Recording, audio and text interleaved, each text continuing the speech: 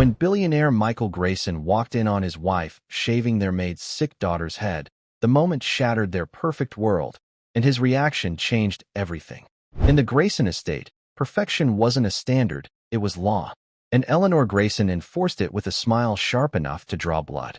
When she saw her maid's daughter, a 10-year-old girl with alopecia, an illness that stole her hair, and with it, her confidence, she didn't see sickness.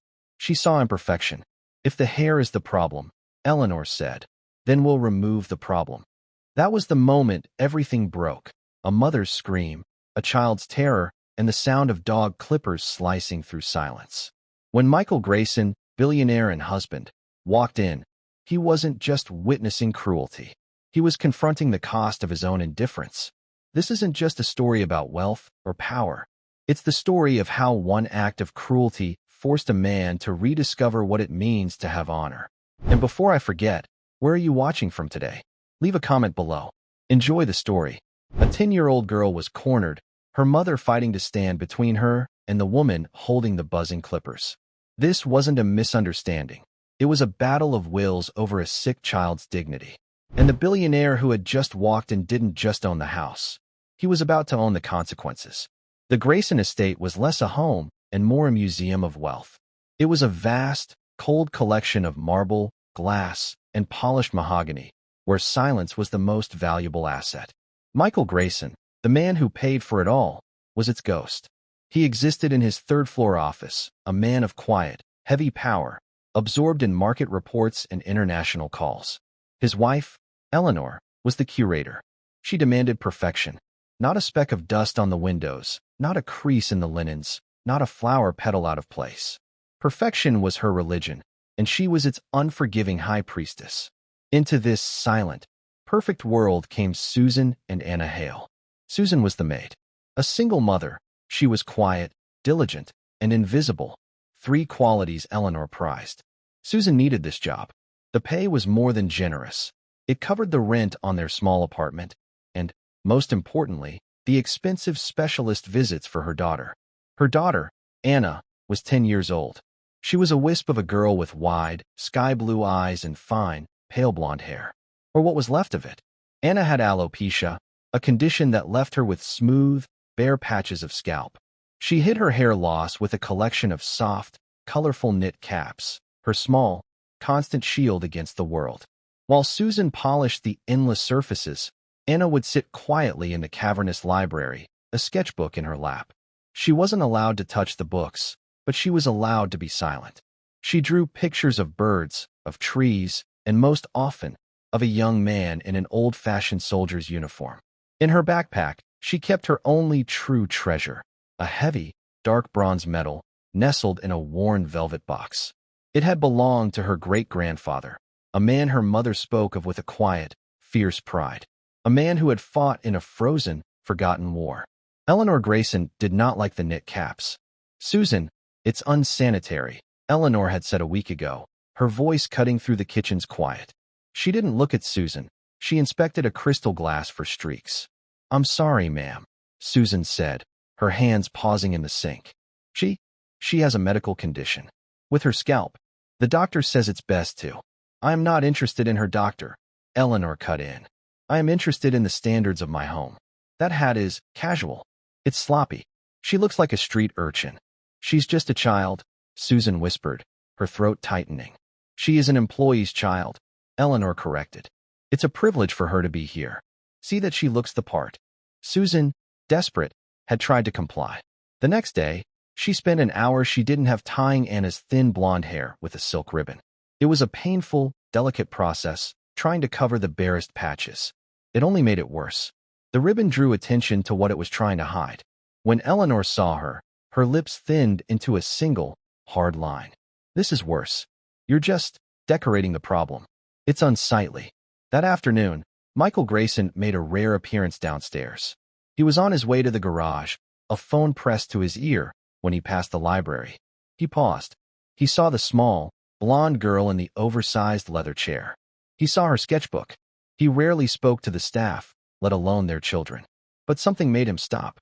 His own father had been a Marine, a hard man, a man who respected history. Anna froze, terrified she was in trouble. Michael nodded at her sketchbook. Who is that you're drawing? Anna's voice was barely a whisper.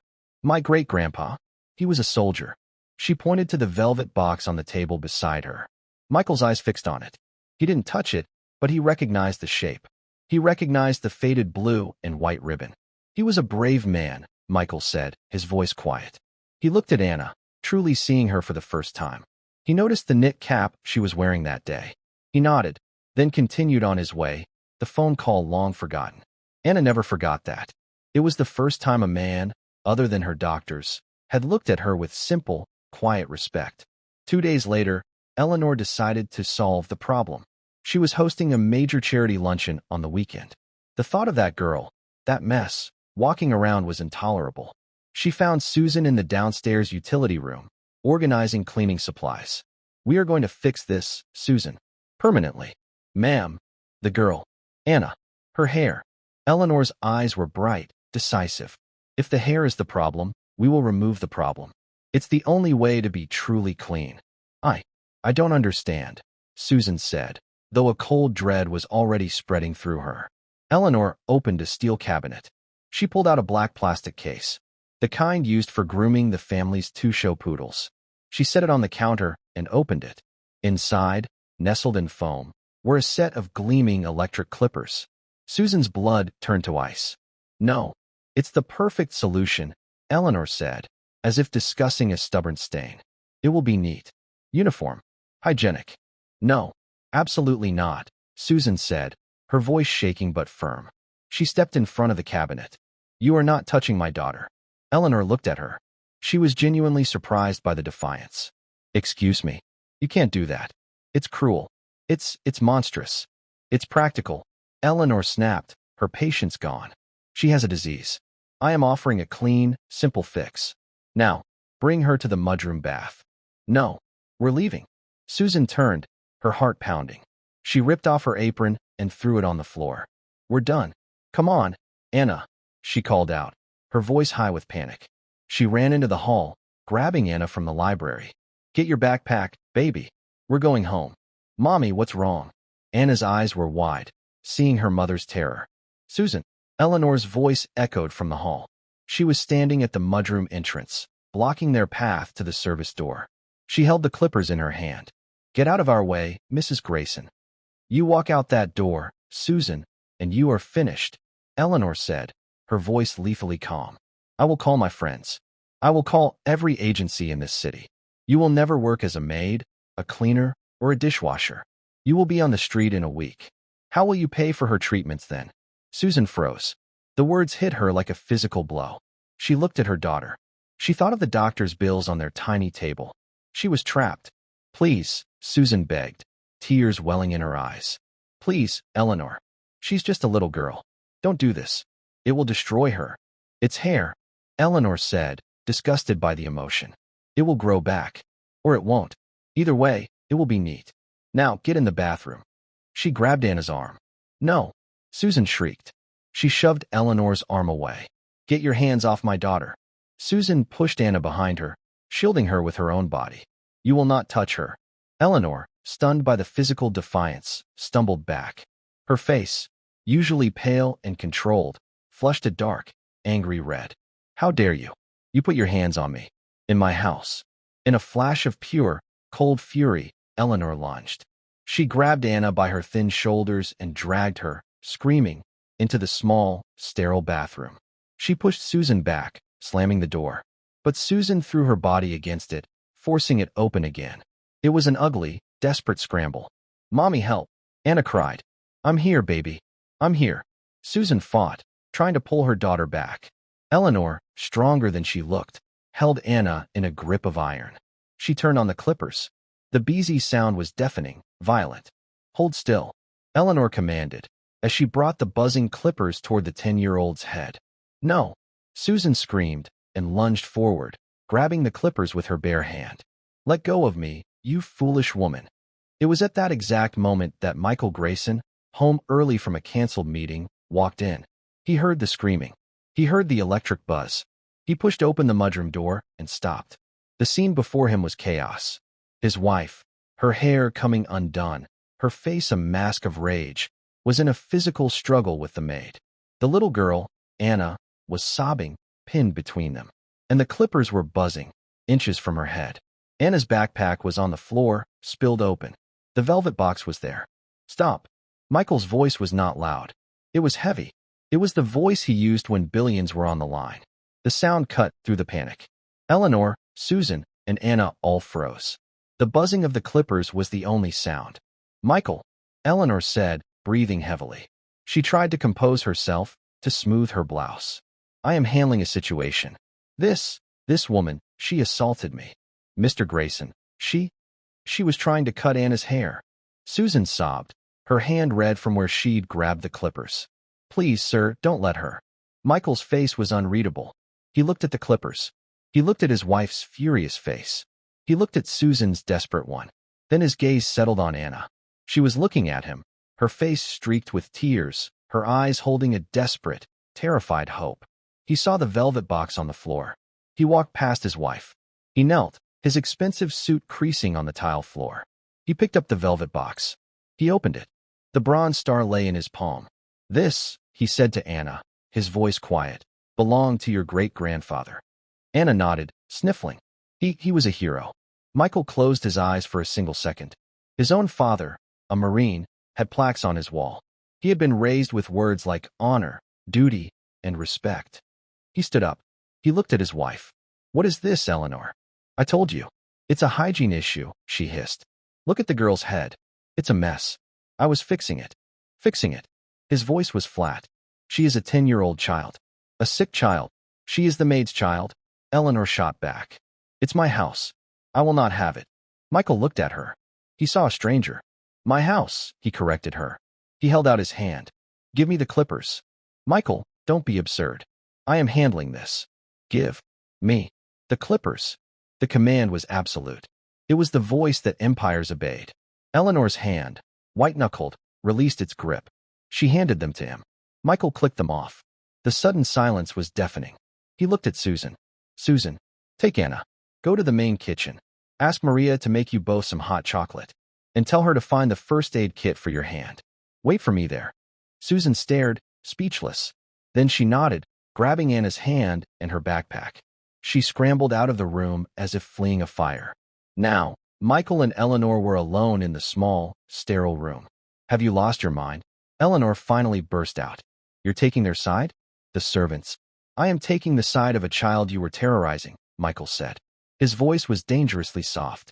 You were going to shave her head. With dog clippers. They are not. They are for grooming. It's the same thing. No, Eleanor. It is not. He took a step toward her. She took a step back, hitting the counter. You brought shame on this house, he said. I brought standards. You brought cruelty. He looked at the clippers in his hand. He looked at her. His eyes were like ice. You are obsessed with perfection. With appearances. He clicked the clippers back on. The beezy sound filled the room again, loud and violent. Eleanor's eyes widened, a flicker of genuine fear in them. Michael, what are you doing? Don't be theatrical. You wanted to fix something that was imperfect, he said, advancing another step. You wanted to make something neat. Let's start with you. Eleanor's breath caught. She stared at the buzzing clippers in her husband's hand. For the first time in their long, cold marriage, she felt a genuine spike of fear. Michael, stop this. You're behaving like a lunatic. He advanced one more step. The small room felt suffocating. He was not angry. He was cold. It was the coldness of a glacier, a slow, unstoppable force. You like to fix things that are untidy, Eleanor. You like to clean up imperfections. This is not funny, she shrieked, pressing her back so hard against the wall that a porcelain soap dish rattled. Michael clicked the clippers off. The sudden, heavy silence flooded the room. He placed them on the counter. He did not look at her. He looked at his own reflection in the mirror. He saw a man he barely recognized, a man who had let this cruelty grow in his own home. You will pack a bag, he said, his voice quiet. Eleanor's fear vanished, replaced by her usual, haughty indignation. I will do no such thing. I am the mistress of this house. You will pack a bag, he repeated, finally turning his eyes on her. They were flat, devoid of any warmth. You will move into the guest wing. Immediately. The guest wing? Like a visitor?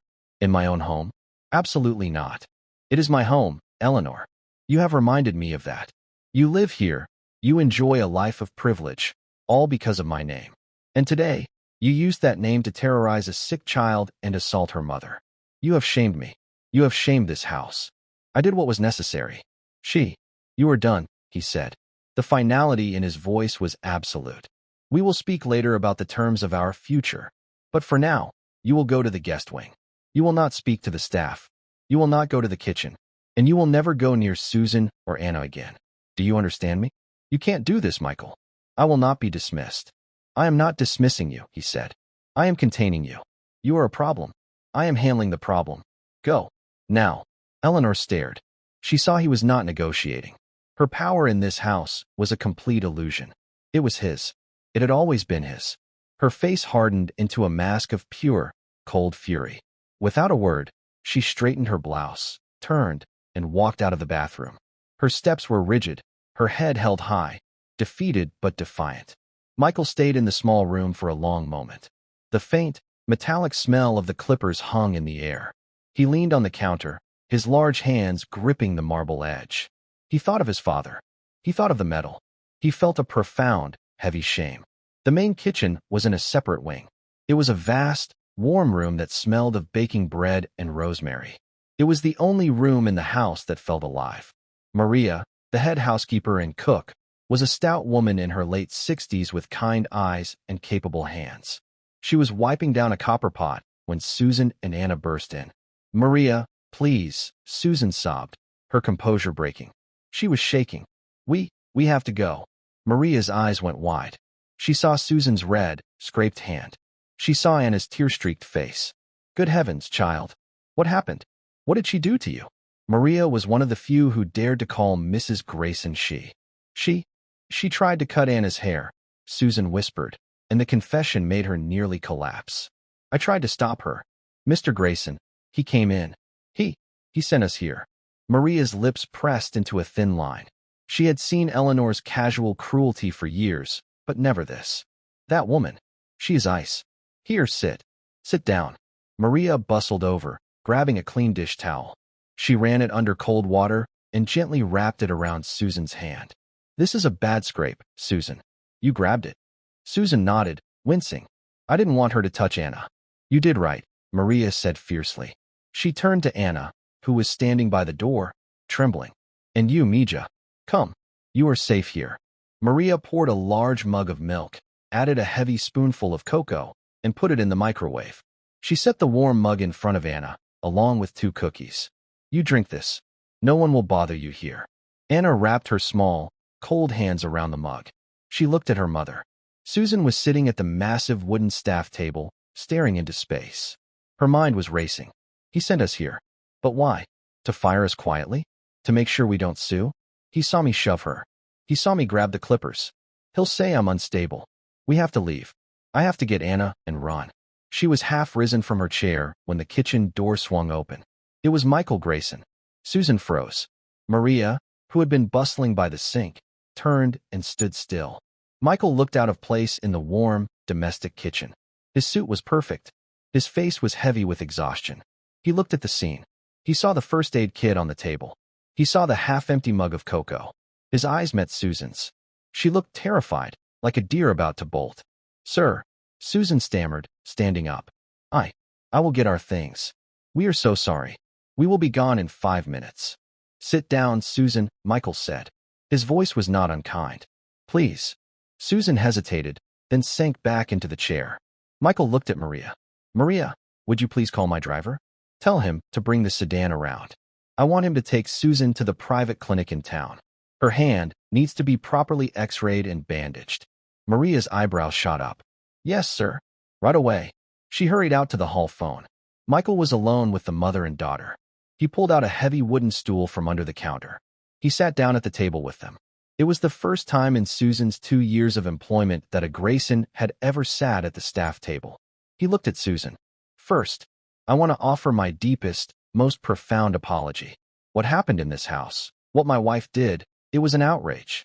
It happened under my roof. The ultimate failure is mine. I am deeply sorry." Susan stared, speechless. Tears welled in her eyes, but these were not tears of fear. They were tears of shock. Michael then turned his full attention to Anna. His stern features softened. "Anna," he said gently, "your backpack. It's spilled in the hall. I brought this for you." He reached into his suit pocket and pulled out the worn, velvet box. He placed it on the table. "May I?" he asked. Anna nodded. He opened the box. He picked up the heavy bronze star, the sunlight from the kitchen window catching its dark metal. "My father was a Marine," Michael said, his voice quiet, distant. "He was a very hard man. But he taught me about honor. He taught me that there are people who wear fancy clothes, and there are people who have character. Your great-grandfather," he said, tapping the metal. "He had character. He had honor." He looked at Anna. "That makes you the relative of a great man. It makes you a person of distinction. You have nothing, ever, to be ashamed of." He looked at the fine, thin blonde hair. "Your mother said you have a medical condition." Susan finally found her voice. "Alopecia, sir. We see a specialist. But it's very expensive. And they say there isn't much to be done." Michael nodded, his mind already working. He was a man who solved impossible problems. "There are always things to be done. I am not a doctor, but I know the best ones in the world. I am going to make some calls." "Sir, you don't." Susan started, overwhelmed. "You don't have to do that." "Yes," Michael said. "I do." He looked back at her. "Maria will show you to one of the main guest suites. You and Anna will stay there." "Sir, no. We can't. That's for guests." "You are my guests," Michael said, his voice firm. "You are not staff. Not today. You are guests of this house, and you are under my personal protection. Your job is secure. Your safety is secure. We will find Anna the best care. That is my promise." He stood up. He gently pushed the velvet box toward Anna. "Hold on to that. It's important." He walked to the door. He paused, his hand on the handle, and looked back at Susan, who was now crying openly into her hands. "Get your hand looked at, Susan. That's an order." He left.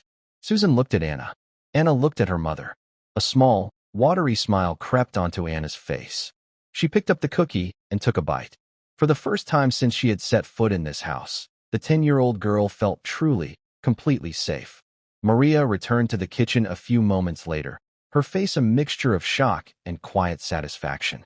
"Mr. Greyson's driver is waiting at the front entrance, Susan. Not the service door. The front one." Susan nodded, her mind numb. She felt like she was in a dream. I can't leave Anna," she stammered. "I will watch her, Mija," Maria said, placing a firm hand on Susan's shoulder. "I will take you both to the Rose Suite. You will get your coat. Anna and I will wait. She will be safe with me." The Rose Suite. Susan's heart skipped. That was on the main floor, reserved for important guests. It overlooked the gardens. She had only ever been in it to clean. "Maria, we can't." "Mr. Greyson was very specific," Maria said, her tone allowing no argument. "You are his guests. Now come." Maria led them from the warm kitchen, through the service hall, and into the main corridor. The marble floors gleamed. Anna, clutching her backpack, looked up at the soaring ceilings, her eyes wide.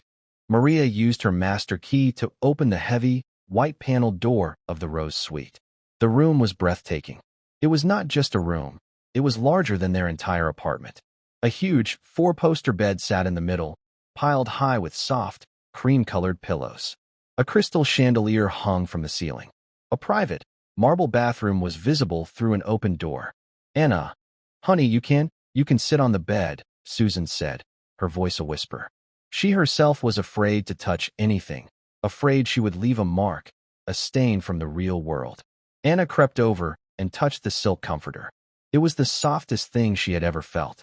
"You wait here with Maria," Susan said, forcing a calm she did not feel. She looked at Maria. I will be back soon." "Go," Maria said. "Heal your hand. We will be fine." Susan walked out of the room. She walked down the main hall, past the grand staircase, and toward the massive, carved front doors. Tom, Mr. Greyson's driver, a quiet man in a black suit, was standing there. He opened the door for her. "Ma'am," he said, his voice respectful. Susan had worked in this house for 2 years. He had never called her ma'am before. She stepped out into the daylight. The black sedan was waiting. Tom held the rear door open. Susan, the maid, got into the back seat, and he closed it behind her. The click of the lock was a sound that separated her old life from the new one she could not begin to understand. As they drove down the long, Gravel drive. Susan looked at her hand. It was throbbing. The scrape from the clippers was raw and red. She had fought. She had lost the fight, but she had fought. And then, he had appeared. The clinic was not a clinic. It was a private medical building of glass and steel. Tom led her inside. Mr. Greyson called ahead. He said to the receptionist. Right this way, Mrs. Hale, the woman said, smiling. There was no wait. There was no paperwork. A doctor saw her in a private room. He was kind, his voice gentle. You've had a bad encounter, he said, examining her hand. No breaks, thankfully. But you have a severe sprain and deep bruising. You must have grabbed something very hard. Yes, Susan whispered. I did. He cleaned the wound and bandaged her hand firmly from her palm to her wrist. He gave her a prescription for the pain. It will be tender for a week or two, but you will heal. Susan felt a strange, light-headed wave of relief. It was done. It was over. The bill. She started, fumbling for the thin wallet in her coat pocket. There is no bill, Mrs. Hale, the doctor said, patting her good hand. It's all taken care of. Mr. Greyson has you on his personal account. While Susan was gone, Michael Greyson was in his sanctuary, his third-floor office. It was a vast, dark room, lined with books. A single, massive desk faced a wall of glass that overlooked the entire estate. This was his command center. From here, he moved markets, bought companies, and shaped his world. Today, his world had shrunk to a single, small family. He was on the phone. His voice was quiet, but held an ironclad authority. David Michael Greyson here. He was speaking to Dr. David Matthews, the head of pediatric dermatology at the most exclusive research hospital in the country. Michael, good to hear from you. What can I do for? I have a patient for you. A 10-year-old girl. Anna Hale. Her mother works for me. He paused. The case is sensitive. She has alopecia. It's causing her significant distress. And it has been aggravated. Aggravated how? David asked. Michael closed his eyes. He saw the clippers. He saw his wife's face. Aggravated by an act of profound cruelty. The girl is traumatized. I need her to see the best. I need her to see you. Of course, Michael. Send me her files. We'll set up a consultation. No consultation, Michael said. I want a full workup. I want your entire team. I am funding this. Whatever research you need, whatever treatment you can imagine. This is your new priority. I'm sending her and her mother to you in the city tomorrow. There was a pause. Michael, that's a significant commitment. The girl's great-grandfather, Michael said, was a hero. He was decorated. The family has honor. The girl is being treated poorly. I will not have it. I understand, Dr. Matthews said, his voice changing. He understood. This was not a simple favor. This was a mission. I'll clear my schedule for the afternoon. Thank you, David, Michael said. He hung up. He pressed another button on his console. This call was to his personal assistant, a man named George. George, Michael said, I have a research project for you. I need you to find a service record. The name is Hale. I don't have a first name. He was a war veteran. Army. He received a Bronze Star. He is the great-grandfather of a current employee, Susan Hale. I need to know everything about him. I want the file on my desk by morning. Yes, Mr. Greyson. It will be done. Michael swiveled his chair to look out the window. He could see the black sedan pulling back up to the front entrance. Susan was getting out. He felt the heavy weight of his father's expectations. You don't just protect your money, son. You protect your people. A man's only as good as his honor. He had failed. His wife had acted as a tyrant, and he had been a ghost. No more. In the Rose Suite, Anna sat on the massive bed. Maria had brought her a tray with a small sandwich and a glass of apple juice. You eat, Mija, Maria said softly. Your mama will be right back. Anna nibbled on the sandwich. She didn't feel hungry. She felt strange. The room was beautiful. It was quiet. No one was yelling. She took her sketchbook from her backpack. She opened it to a blank page. She took out the velvet box and set it on the nightstand. She looked at the metal. Then she began to draw. She drew her great-grandpa. This time, she didn't draw him in his uniform. She drew him standing tall, one hand on her shoulder. He was smiling. When Susan returned, her hand wrapped in a clean, white bandage, she found her daughter asleep. Anna was curled on top of the silk comforter, her sketchbook still open beside her. Susan stood for a long time, just watching her sleep. The fear was finally starting to fade. It was replaced by a deep, bone-weary exhaustion, and something else. A small, fragile flicker of hope. She looked at the velvet box. She looked at her daughter. She looked at the bandaged hand that had tried to stop the clippers. He called him a hero, she whispered. She felt a tear slide down her cheek. My grandpa. He knew. She sat in a plush armchair by the window. She did not sleep. She watched the sun set over the perfect, manicured gardens. And for the first time in years, she felt like she might be able to breathe. Across the house, in the guest wing, Eleanor Greyson was on her own phone. The wing was just as luxurious as the Rose Suite. But to her, it was a prison. She was speaking to her lawyer. He's moved the maid into the house, Arthur. Into the Rose Suite. The one I decorated. Her lawyer's voice was cautious. Eleanor, moved in could mean many things. Are you sure? He told me to pack a bag. He's exiled me. For them. Her voice was a low, venomous hiss. He's siding with the servants. He looked at me. He looked at me like I was dirt. Eleanor, this is a delicate domestic situation. What do you want me to do? I want you to fix this. I am Mrs. Michael Greyson. I am not some prisoner. And that charity luncheon is on Saturday. It's vital. I will not be humiliated. I will look into the legalities of his request, Arthur said. But Michael is a very powerful man. Be careful. He's not just powerful, Eleanor seethed, hanging up the phone. He's sentimental. And that is a weakness. She paced the expensive rug. She thought of the little girl. The hat. The medal. It was all so tacky. So emotional. Michael had fallen for it. Her mind began to work. She had been humiliated. She had been displaced. This would not stand. If Michael wanted to champion the maid, she would find a way to remove the maid. She picked up the phone again. This time, she called a private investigator she had used once before to check on a nephew's fiancé. Mr. Norris, she said, her voice smooth as silk. I have a small project for you. A new employee of my husband's. A maid. Susan Hale. I want to know everything. Where she lives. Who she knows. Any problems she might have. I want it all. The next morning, Susan woke with a start. For a disorienting second, she didn't know where she was. The ceiling was impossibly high. The light filtering through the window was soft, tinted by the pale yellow silk of the curtains. She was in an armchair, her neck stiff. Then it all came rushing back. The clippers. The scream. Mr. Greyson. She looked at the four-poster bed. Anna was still asleep, buried in a mountain of white pillows, her small face peaceful. Her backpack was on the floor, the velvet box placed carefully on the heavy, polished wood nightstand. Susan looked at her own bandaged hand. It was real. All of it. A soft knock came at the door. Susan jumped, her heart pounding. She half expected to see Eleanor, her face twisted in rage. Come in, she whispered. The door opened, and Maria entered. She was not in her usual work uniform. She was carrying a silver tray. Good morning, Maria said, her voice warm. I thought you two might like breakfast in your room. Not the staff meal. On the tray were scrambled eggs, fresh fruit, and small pastries. There was a pot of coffee for Susan and a glass of orange juice for Anna. Maria, you don't have to do this, Susan said, overwhelmed. Mr. Greyson's orders, Maria said, setting the tray on a small table by the window. He was very clear. You are to be treated as family.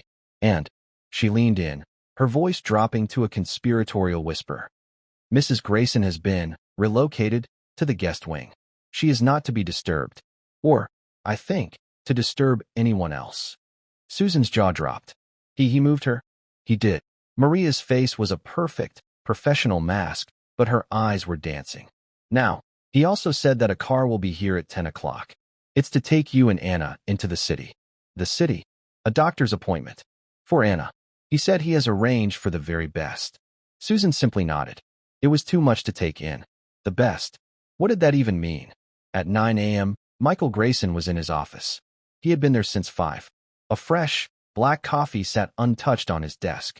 His assistant, George, a thin, impeccably dressed man in his late 50s, entered the room. He placed a single, slim folder on the desk. You were correct, Mr. Greyson. The name is Thomas Hale, Susan Hale's paternal grandfather, which would make him Anna's great-grandfather. Michael opened the folder. He didn't look at George. His eyes scanned the first page. It was a summary of a military service record. Tell me, Michael said. Thomas Hale, U.S. Army, 7th Infantry Division, George recited, his voice flat. Served in the Korean War. His unit was part of the Chosen Reservoir campaign. A brutal engagement, sir. Extreme cold. Overwhelming enemy numbers. Michael knew the history. His own father had served in Korea. He had called the men who survived Chosen ghosts and giants. He was awarded the Bronze Star, George continued. I saw the medal, Michael said. Yes, sir. But the initial award was a Bronze Star. It was upgraded after he was repatriated from a prisoner of war camp. Michael's head snapped up. He was a POW? Yes, sir. For 2 years. It seems his commanding officer was killed in action, and the recommendation paperwork was lost. It was resubmitted upon his release. George turned a page. This is the citation for the upgrade. It's from his new CO. Michael took the paper. He read the simple, stark language. For extraordinary heroism on November 28, 1950. Private Hale, despite being wounded by shrapnel, refused evacuation. He remained at his machine gun post for 6 hours under constant enemy assault, allowing the rest of his platoon to withdraw to a new defensive line. He was captured at his post, having exhausted his ammunition. His actions are credited with saving the lives of at least 22 men. Michael put the paper down. His hand was shaking slightly. This wasn't just a soldier. This wasn't just a hero. This was a man who had held the line. A man who had sacrificed himself for his unit. A man who had endured a prison camp. He thought of his own father, who had spent his entire life valuing grit above all else. His father would have considered Thomas Hale a legend. And this man's great-granddaughter, a small, sick child, had been terrorized in his own house. By his own wife. Over a hat. George, Michael said, his voice thick. Sir, find out where Thomas Hale is buried. And find out the status of his family's benefits. See if his widow, or anyone, is receiving what they are owed. I want a full report. Yes, Mr. Greyson. And George, cancel my meetings for today. All of them. Sir, the Tokyo delegation. Cancel them. George nodded. He knew this tone. When Michael Greyson went on a mission, the world stopped. George quietly left the office. Michael picked up the citation again. Saving the lives of 22 men. He whispered. He looked out the window. I can't save him, but I can save her. The drive to the city was a silent blur. Susan and Anna sat in the back of the black sedan. Anna had her sketchbook in her lap, but she wasn't drawing. She just looked out the window at the tall buildings. The clinic was a gleaming tower of glass that seemed to touch the sky. It was a research hospital, the name carved discreetly in stone by the entrance. A woman in a crisp suit met them in the lobby. Mrs. Hale? Anna? I'm Sarah, Dr. Matthews' assistant. We've been expecting you. She led them up a private elevator to a quiet, carpeted floor that looked more like a hotel than a hospital. They were shown into an office. Dr. David Matthews stood up. He was a kind-looking man with gray hair and a warm smile. He wasn't wearing a white coat. He wore a simple button-down shirt. He didn't speak to Susan. He knelt, just as Michael Greyson had. He spoke directly to Anna. You must be Anna, he said, his smile genuine. I'm David. It's a pleasure to meet you. Anna, shy, hid behind her mother. I heard something about you, Dr. Matthews said. I heard you're a very talented artist. Is that true? Anna peeked out. She nodded slowly. Well, I'm a bit of a doctor, he said. And my job is to try and help your scalp feel better. Is that okay with you? Anna nodded again. Good. We're going to run a few tests. It's mostly just looking, maybe taking a picture with a special camera. Nothing will hurt. I promise. For the next hour, Anna was treated with a gentleness she had only ever known from her mother. Dr. Matthews was patient. He explained everything. He called the special microscope a magic magnifying glass. He let Anna look through it herself. See, he said, your head is healthy. Your skin is strong. But these little things here, he pointed, the follicles, they're just asleep. Our job is to see if we can wake them up. After, he sent Anna with a nurse, who he called a paint specialist, to an art therapy room to draw what she saw. Then, he sat with Susan. Mrs. Hale, Susan, your daughter has alopecia areata. You know this. It's an autoimmune condition. Her body is mistakenly attacking her hair. They said it was because of stress, Susan whispered. Stress can be a trigger, yes, Dr. Matthews said. But it's not the cause. This is not her fault. And it is not your fault. Do you understand? Susan felt a pressure in her chest release. She nodded, tears welling. What Mr. Greyson told me about the recent trauma, That could certainly cause a new flare-up. It's clear she's under a great deal of emotional strain. What can we do? Susan asked, her bandaged hand gripping her knee. Mr. Greyson has authorized us to be aggressive. In the best way. We have a new topical treatment. It's in trial, but the results for children are remarkable. It's not a cure, but it can teach the body to stop fighting itself. He explained the process. It was a simple cream, applied daily. No needles. No harsh pills. But, he said, leaning forward, that's only half the battle. The hair isn't the real problem, is it? It's the cruelty she's faced. The shame. Susan's breath hitched. We have the best child psychologist in the city on this floor. Dr. Evans. I'd like Anna to start seeing her. We treat the body, and we treat the heart. Mr. Greyson has insisted on it. He's covering everything. Susan finally broke. The fear, the relief, the sheer, crushing weight of this kindness. She put her head in her hands and wept. At that same moment, in the prison of the guest wing, Eleanor Greyson's phone vibrated. It was Mr. Norris, the private investigator. That was fast, Eleanor said, her voice sharp. You pay for speed, Mrs. Greyson. I got what you need. And Susan Hale. Single mother. No criminal record. Pays her rent on time. No drug use. No gambling. She's clean. Eleanor's heart sank. Nothing? She must have something. I didn't say that, Norris said, and Eleanor could hear the smirk in his voice. She's clean now. But 3 years ago? Different story. She was a housekeeper at the Westford Hotel downtown. Yes? Go on. She was fired. Terminated for cause. What cause? Eleanor said, a thrill running up her spine. Theft. A guest, a wealthy woman, reported a diamond watch missing from her suite. She said Susan was the only one who had access. The hotel investigated. They didn't press charges. The guest didn't want the publicity. But they fired Susan on the spot. She signed a non-disclosure agreement to get her last paycheck. Eleanor's mind raced. It was perfect. She's a thief, Eleanor whispered. A common, low-class thief. And now she's in my house, in the Rose Suite, manipulating my husband. Looks that way, Norris said. I'm sending you the full report. The name of the guest, the hotel manager's report. It's all there. Good, Eleanor said, a slow, cold smile spreading across her face. Excellent work, Mr. Norris. She hung up the phone. She looked at her reflection in the gilded mirror. Michael thought he was so honorable, so sentimental. He had moved a thief into his house.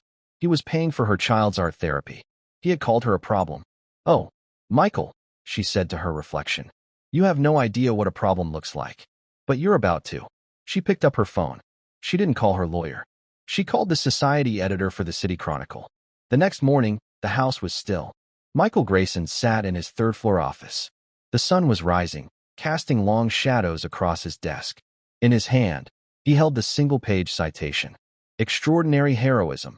Refused evacuation. Saved the lives of 22 men. He read the words over and over. They felt heavy. They felt real.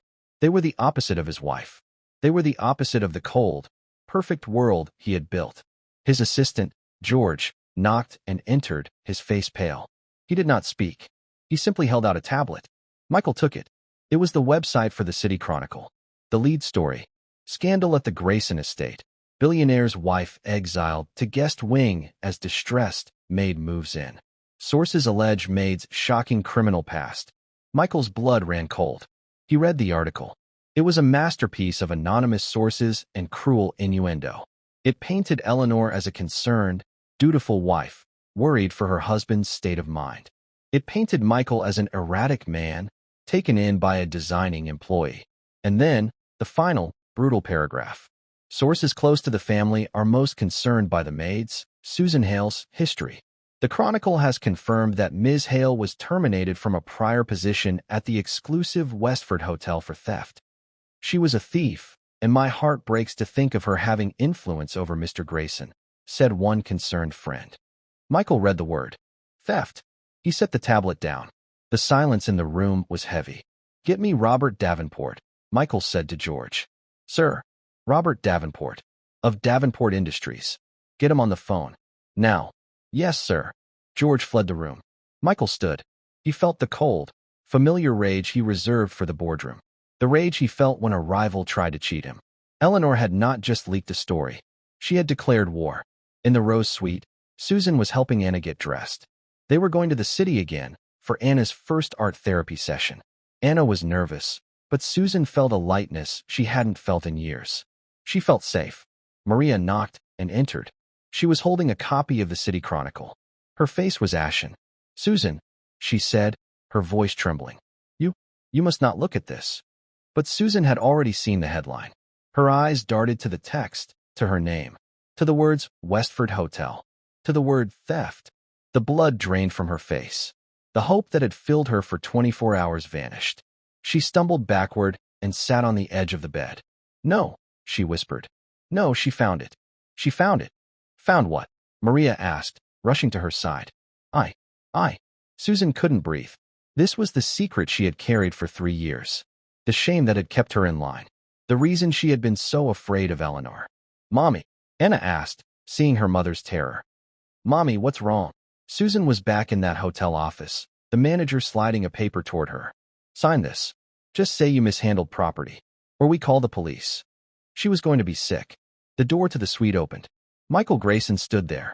He was holding the same newspaper. His face was a stone mask. Susan looked at him. The man who had saved her. The man who had called her daughter's family honorable. He was looking at her. And he knew. "Mr. Greyson," she whispered, tears streaming down her face. I can explain. Please. I didn't steal it." Michael walked into the room. He looked at Maria. "Maria, would you please take Anna to the kitchen? Get her that hot chocolate she likes." "No," Anna cried, clinging to her mother. "I'm not leaving." Michael's face softened. He knelt. "Anna, it's okay. Your mother is not in trouble. I am here to help. I promise you. Go with Maria. I need to speak to your mom. It's how I can fix this." Anna looked at her mother, then at him. She saw the truth in his eyes. She nodded, her small face grim. She took Maria's hand and left. Michael closed the door. It was just him and Susan. "Tell me," he said. His voice was not accusatory. It was quiet. Heavy. "Tell me what happened at the Westford Hotel." Susan took a shaky breath. She looked at her bandaged hand. "It was a watch," she said, her voice small. "A diamond watch. The guest, Mrs. Davenport, she left it on the nightstand, right by the glass of water. I was terrified it would get knocked off. So I picked it up, and I put it inside her jewelry box. On the dresser. I was trying to protect it." She looked at him, her eyes pleading. "When I came back, she was screaming. The hotel manager, security, they were all there. She said I stole her watch. I told them where I put it. The manager opened the jewelry box, and there it was." "Then what happened?" Michael asked. "Mrs. Davenport. She was so embarrassed. And she got angry. She said I must have been moving it to steal it. She said I only put it back because I got caught. The manager, he believed her. He said it was her word against mine. So they fired you. They threatened to call the police." Susan wept. "They said if I signed a paper, an NDA, and admitted I mishandled guest property, they would let me go. I had Anna. She was 7. I was a single mother. I couldn't go to jail. I couldn't. So I signed. The lie. I'm so sorry, Mr. Greyson. I'm not a thief. I'm not." Michael was silent for a long time. He looked at this woman, broken by a system designed to protect the rich from embarrassment. "You are not a thief, Susan," he said. Susan looked up, shocked. You believe me?" "I do." He pulled his phone from his pocket. "And I have proof." He pressed a button. It was a speakerphone call, already in progress. A man's gruff, older voice filled the room. "Was a mess, Michael. A complete mess. Julia, my wife, she was not well then. Hysterical. Lost her own watch. Blamed the maid. Found the watch. Still blamed the maid. It was disgusting." Susan's hand flew to her mouth.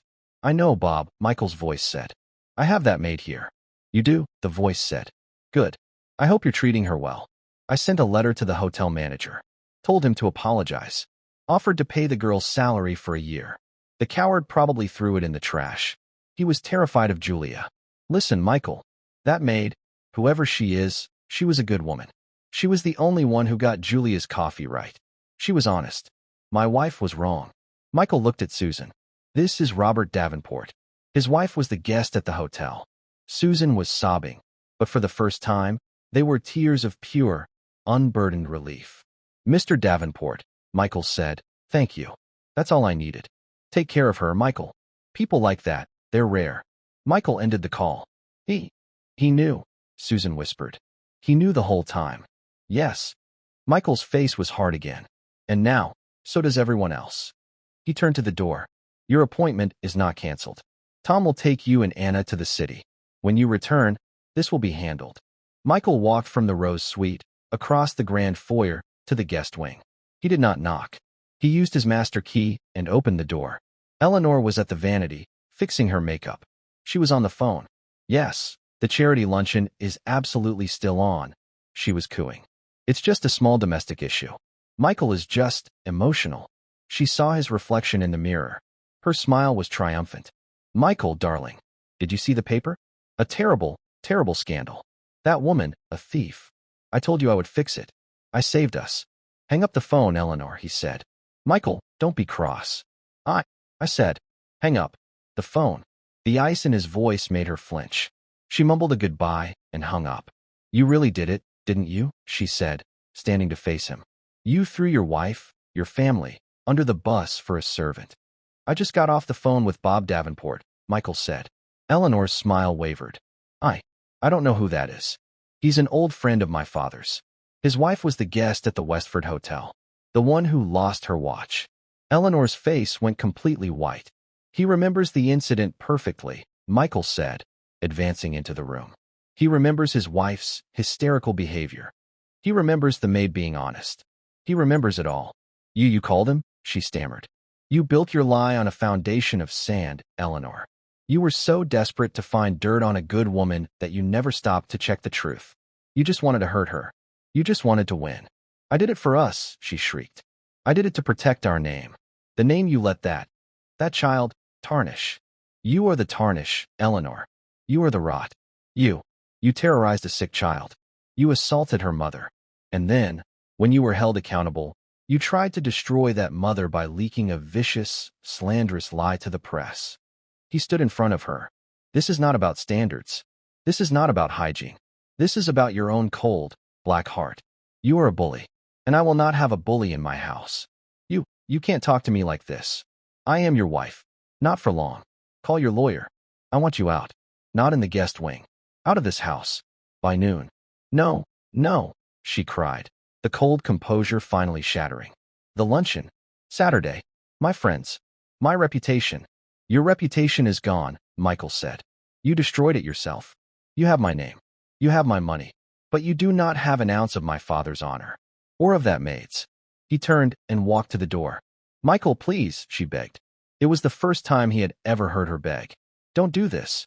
I have nowhere to go. Michael paused at the door. He looked back at her. That is not my problem, Eleanor. I am handling it. He closed the door. 2 months later, the Greyson estate was quiet. But it was a different kind of quiet. It was warm. Susan Hale was in the small office off the kitchen. She was no longer in a uniform. She wore a simple, professional blouse and skirt. She was the new head of household. She ran the estate. Maria, now her second in command, was laughing with her over a scheduling sheet. In the grand library, sunlight streamed in. Anna was sitting on the floor. Her hair, in the past weeks, had begun to return. It was not a full head of hair. It was a fine, soft, blonde fuzz, a sign of new life, of healing. She wasn't wearing a hat. She wore a simple, blue headband. Dr. Evans, her art therapist, sat with her. Tell me about this one, Anna, she said. Anna held up her drawing. It was a picture of the library, but in the center, on the main wall, was a new portrait. It was her great-grandfather, Thomas Hale, in his uniform. Michael Greyson walked in. He was smiling. A real, warm smile. Am I interrupting? He asked. Mr. Greyson, Anna said, jumping up. I see you're redecorating, he said, looking at her drawing. I like it. In fact, he held up a framed object. It was not a painting. It was the citation, the one he had read in his office. It was beautifully framed in dark wood, with a small brass plaque. Your mother gave me permission, he said. I thought this belonged here. For everyone to see. Real honor. He hung it on the wall, in the center of the main bookshelf, where everyone who entered would see it. Anna walked up to it. She traced the glass over the words. Saving the lives of 22 men. He was a hero, she whispered. Yes, Michael said, his voice thick. He placed a hand on her small shoulder. And heroes come from heroes. Anna looked up at him. She looked at her reflection in the glass, at her own recovering head. She was not the maid's daughter. She was not the sick girl. She was the great-granddaughter of a giant. Michael watched her. He had walked in on an act of cold, silent power. He had seen a 10-year-old girl held down, her dignity being stripped away. He had changed the rules. And in doing so, he had found something he thought he'd lost. He had found his own honor. He had built a fortress, not of marble, but of kindness. And it was the strongest thing he had ever owned. And that's where we'll leave this story for now.